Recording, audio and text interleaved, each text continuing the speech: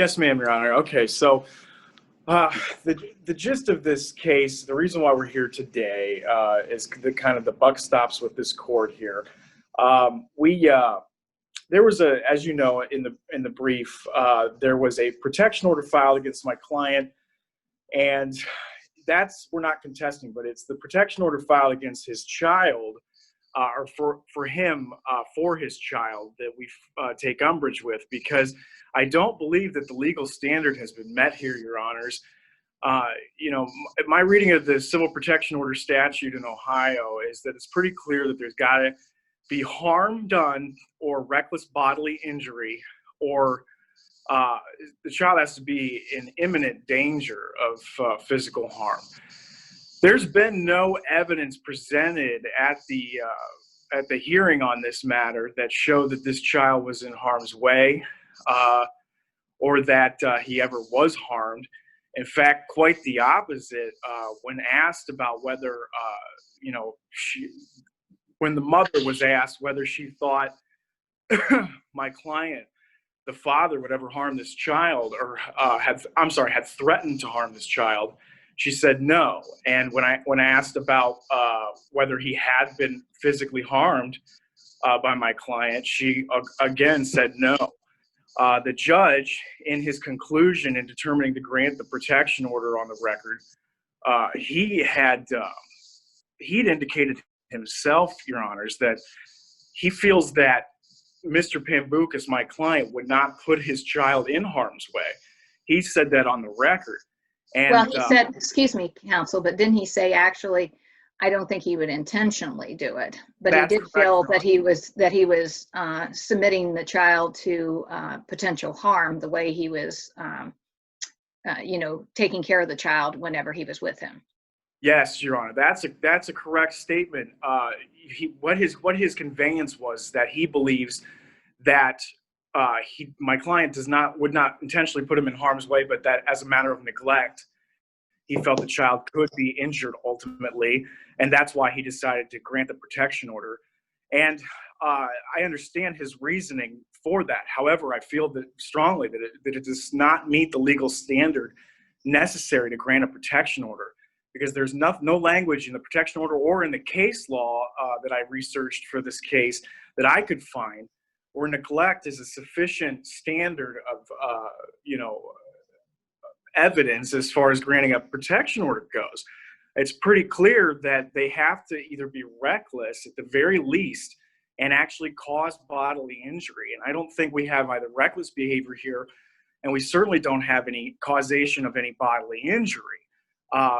They may argue, and they have argued, that the recklessness component could be hypothetically met with the fact that he did not put proper flotation devices on this child when he took him swimming in a hotel pool. However, as I'd mentioned in my reply brief, Your Honors, those age-appropriate flotation devices are suggestions made up by a company. There is no legislation that they are required in order to, properly teach your child how to swim. And unfortunately, the child did end up swallowing some water. He had a bad reaction. He had to go to the hospital for this. But it's not something that my client did, I even believe, neglectfully, let alone recklessly. He was trying to teach his boy how to swim. He ended up swallowing some water. These are things that dads over the ages have probably done and dealt with many times. I don't think that Counsel, yeah. Wasn't there evidence that this child is extremely reactive to chlorine? That I don't believe there was, Your Honor. I don't believe there was any evidence that he should have known beforehand that he was, in fact, extremely reactive to chlorine. I think that's the argument that they made as to what happened, as to what occurred. But I don't believe that my client, the father, had any foreknowledge of this issue. And that's where I feel that, it definitely falls short of him being, like I said, even neglectful, let alone reckless with the child's care. Now, in addition, they did mention in their brief that there was a point in time where he was not properly administering these nebulizer treatments for an asthmatic condition. I believe it's an asthmatic condition that the child has. And I understand that, but the evidence does not submit that that actually occurred, as I understand it. In fact, he was trained on this by the mother with a professional present, and the mother on the record indicated that he seemed to handle learning it pretty well. As I'm paraphrasing here, that's the gist as I understood it. She didn't have any real objections to the way he took to learning how to properly administer this, and did so while she was present, at least on one occasion. I think she had concerns that he wasn't administering it properly at other times when he had the child. But she says this blanket statement that he's not doing this without any evidence to suggest that he's not. I don't believe that. Again, counsel, no, I'm sorry. Again, counsel, I thought the evidence was that even though he was trained on it, it takes a while when you're using the nebulizer with an asthmatic child, and he just pulled him off because he got tired of waiting for it to be done. I don't recall that being what was presented on. I think that mother said that, but it was contradicted somehow. I could be wrong about that, Your Honor. In any regard, my client, I don't think she was ever trying to argue that my client purposely, didn't want to properly handle this child's care, and that he was just he didn't care about his well-being. I think she just said that he had not followed procedure the way he was instructed to at the outset when he was shown how to do this. And again, I thought that was unsupported by any corroborating evidence other than her stating that. There were no hospital reports or evidence of him being harmed, the child being harmed as a result of this. I know I'm short on time here, so I will finish with this. I firmly believe that this this has been bad blood between these two parties in a custody battle for some long time, and I believe that the other side is trying to cut this child out of my client's life completely, take his boy away from him forever, and they're hoping that with the granting of this CPO that we're going to relinquish rights to the child and get him out of his life. My guy loves his son very much. He misses him dearly. He does not feel that, not only does not feel, I can for certain, he would never put this child in harm's way purposefully or recklessly. And the allegations that he has, I think, fall short of what's necessary to actually show reckless bodily injury, imminent physical danger, or actual physical harm. I just don't believe that any of the allegations that have been met show anything higher than a standard of, at worst, neglect. And for that reason, we would ask that the court deny the CPO and remand it back to the trial court. Thank you, Your Honors. Yeah, you have a couple more minutes, so I'm going to ask you a question as well, if you don't care. Absolutely. Wasn't there opportunities for him to have like supervised visitation with the child, and that didn't happen? There were, Your Honor. That's correct, Your Honor. He chose not to avail himself of that. He did for a while, Your Honor. He did for a while, but then there was a problem with the facility where these supervised visitations were occurring. He did get disgruntled with the process, and so for a substantially long period of time, I mean, I think it's less than a year. Don't quote me on that, but for a chunk of time, he was out of the child's life, and yes, it could be argued willfully so, but regardless, I would say that whether or not he got disgruntled with the process and opted not to have visitations with his child, that has little to no bearing on whether or not he has actually put this child in harm's way or committed harm against this child, which is the reason we're before the court today. I think that given the opportunity to get back into court here and set things straight with his son, that's his real goal. He wants to work with this woman in some capacity going forward where they can, as reasonable adult people, try to raise this child together. He does not want to give up on this boy. He loves him dearly. And that's why we're fighting this as hard as we are. And that's why I'm here today, Your Honor. Well, that's the only reason I brought up about the the visitation rights, because you've indicated a couple times how much he loves him. He doesn't want to give up on him, wants him in his life, but yet he had the opportunity and didn't avail himself of that. Right, I understand, Your Honor. I understand too that doesn't necessarily have anything to do with whether he has put the child in danger. Thank you. Yes, ma'am. All right, Ms. Grasky. Unmoved. There we go. I'm sorry. had trouble finding the unmute button. May it please the court. My name is Leslie Grasky. I'm here on behalf of Mr. Bleghorn, the petitioner in this matter. The trial court was uniquely in a position to hear the testimony and review the credibility of both of the witnesses. And for example, when mother said, well, he didn't hurt SP, the judge was there to realize that in the context of when she said that, she was talking about he didn't go and scratch him or bite him or hit him. But that doesn't mean that the things he did were not hurtful to SP. So we need to go back to the statutory determination of whether a CPO is appropriate.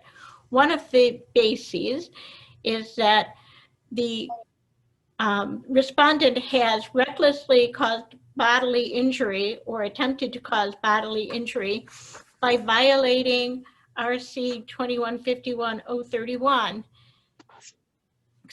or committing any act with respect to a child that would result in him being an abused child. The statute refers to any parent causing substantial risk to the health or safety of the child by violating a duty of care, protection, or support.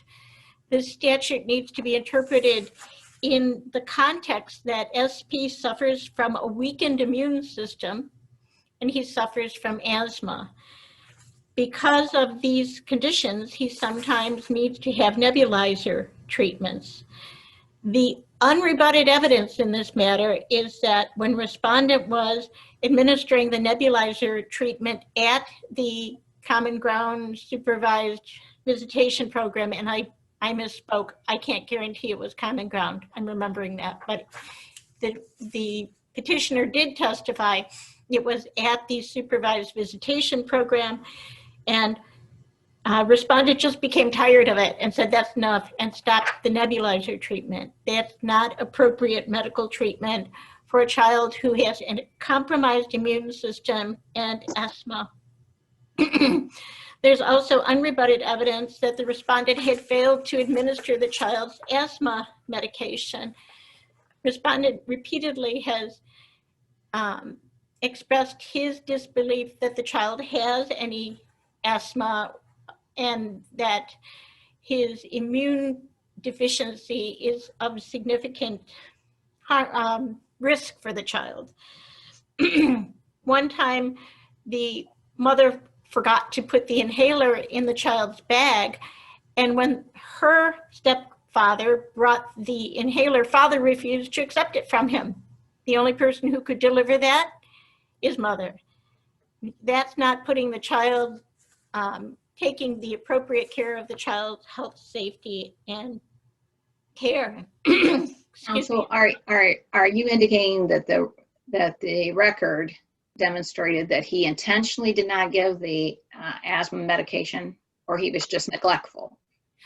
I think it is intentional when you do not have asthma medication and a person delivers the asthma medication and you refuse to accept it because it's delivered by someone other than the petitioner in this matter. And that's a running theme here. Father denied take his parenting time because he wanted mother to deliver the child to him and to pick up from him. He wouldn't accept parenting time unless she delivered the child and picked him up. And when she said, fine, I'll come with the police, that wasn't good enough either. So, you know, that's another bit of context that applies here. But the child's health was neglected recklessly when he refused to accept the medication and when he terminated the nebulizer treatment prior to its completion because he felt that was enough. There's also the swimming pool incident. This child was quite small. He didn't have appropriate flotation equipment. He ingested pool water, and mother appropriately took him to the emergency room because the child was treated at the hospital for 2 days. Father's response is that the mother is crazy for taking him to the ER. Counsel, I'm sorry. Was there evidence the father knew in advance that he could have a bad reaction to chlorine? I will not say that is in the record, but he was aware that the child has the immune deficiency syndrome. Well, but there's nothing to say that he couldn't go swimming. That's true. Absolutely true. The pulmonologist told mother that chlorine will impact a child like SP who has immune deficiency more than healthier people. So there was some medical evidence that the chlorine was a significant issue for the child. There was also evidence that respondent doesn't use an appropriate car seat for the child. He claims to have numerous car seats, but he doesn't use them or use an appropriate one or buckle it down. This is all contained in the record. And how old is the child? Oh, I didn't copy that page. I think he's 7 now. I was thinking when I was reading it, he was 6, but then I was wondering during the time, it's been a long time since I've had little children. So was there evidence presented that he was required by law to have the child in a car seat yet? I believe so. The child is small. If I could have permission, I could find that reference and let the court know one way or another. If it's That's not, okay. We can look it up. but I believe there was testimony that the child is small. And so there was testimony that he still was required to be in a car seat. Yes, Your Honor. Yes, Your Honor. The critical inquiry is whether a reasonable person would be put in fear of imminent, unconditional, non-contingent risk of serious physical harm. I believe under these circumstances, we have evidence of an immune-compromised child who has asthma. Respondent does not provide his asthma medication appropriately. He terminated it at will in front of the mother, in front of the supervised visitation staff. He put the child in inappropriate swimwear in a chlorinated swimming pool. And by the way, send a photograph to mom, because I'm sorry to say that seems to be a big part here, is affecting mom with this. But more importantly, this child did not receive his full dose of nebulizer treatment. He does not administer the asthma treatment. And when the asthma medication was delivered by someone other than mother, he refused to accept it. Those are medical neglect issues under the statute. I'm sorry, I saw the light switch, Your Honor. I did too. Okay. The car seat issue is also. Can you hear me? Now I can. Oh, okay. I had a question as to whether or not it was necessary for the court to issue findings of fact and conclusions of law, since Father did request those. I addressed that in my brief, saying that perhaps this isn't a final order because that hadn't been ruled on. Perhaps this should be returned to the trial court for those findings and conclusions. And it is the standard of review on this issue abuse of discretion? Well, it's a combination of abuse of discretion and preponderance of the evidence. So I believe with our several instances of risk to the child, we have achieved the preponderance of the evidence standard. I believe it is not an abuse of discretion in this matter for the court to have entered a civil protection order on behalf of this child. So we would ask that the court affirm the decision of the lower court. Thank you. Thank you.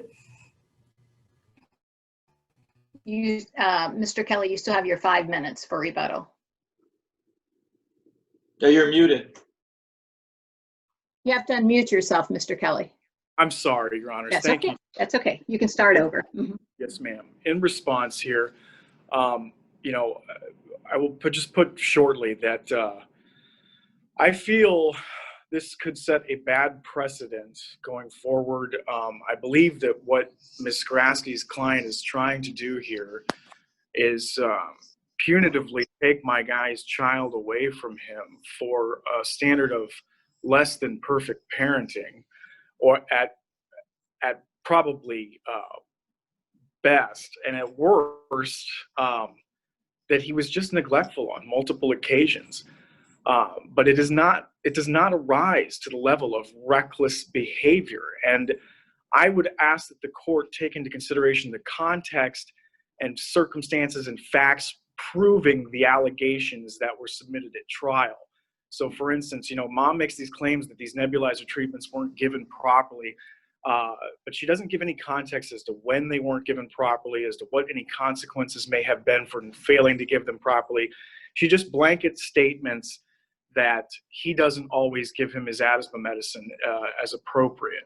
And this is true in addition for this car seat issue, is that she claims that he was neglectful in not utilizing a proper car seat for the child. There's no facts or circumstances as to when that occurred in the record, or as to how many occasions that may have occurred, or to even how she came to understand that information, because it's not like she follows dad around in a car. So how she would have even come to understand that. I don't believe they had any conversation that was submitted via text that's in the record. So it's a lot of little things that I feel that they're picking up on here, trying to nitpick and tie in a domestic violence civil protection order.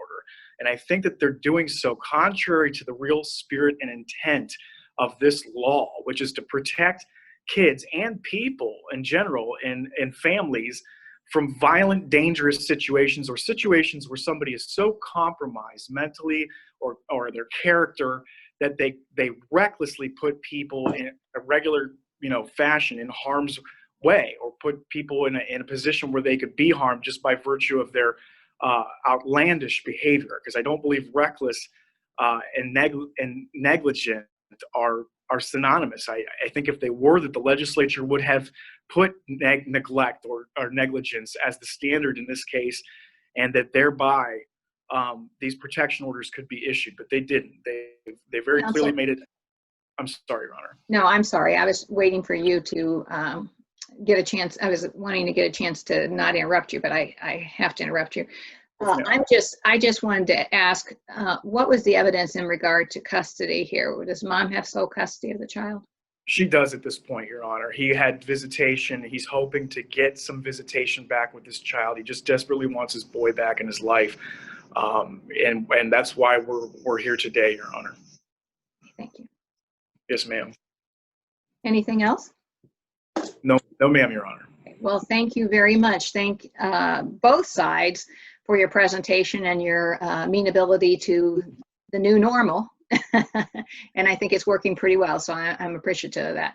So we will take the matter under advisement. We will issue a written opinion, and that will be sent to both parties. In the interim, obviously, you're becoming so electronically and technically advanced now. I know that you can also look on the websites and see when we release our opinions as well. So the Supreme Court or the 9th District Court of Appeals. Thank you very much. Stay safe and enjoy the rest of your day. These are beautiful.